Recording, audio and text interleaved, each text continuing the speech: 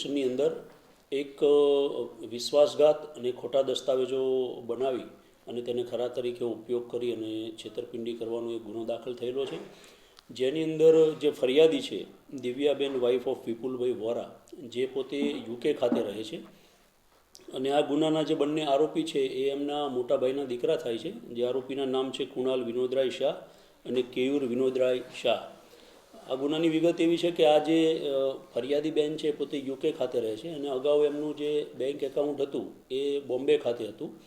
અને જ્યારે એ અહીંયા કોઈ પ્રસંગોપાત સામાજિક કામે અહીંયા ભારત ખાતે આવતા ત્યારે એમને નાણાંની કોઈ જરૂરિયાત હોય તો મુંબઈ ખાતે જવું પડતું હતું, જેથી આ બંને જે આરોપી છે એમના ભાઈના દીકરા થાય છે, એમના કહેવાથી એમણે જામનગરની અંદર એક્સિસ બેંક અને IDFC બેંકની અંદર તેમના કહેવાથી અહીંયા એકાઉન્ટ ખોલાવેલા.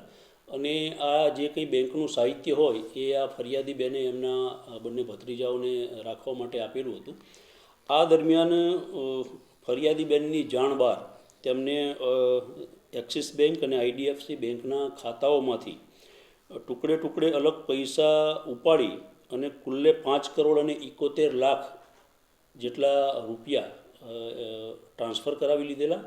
અને જે આ કુણાલ છે એ કેનેડા ખાતે રહે છે, તો 4 કરોડ ઉપરાંતની જે રકમ હતી એ એમના કેનેડા ખાતેના જે એકાઉન્ટ હતા એમાં ટ્રાન્સફર કરાવી લીધેલા હતા.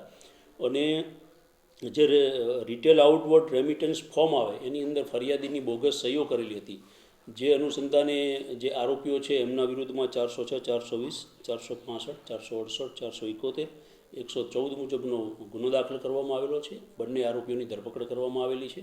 ગુનાની તપાસ હાલ ચાલુ છે.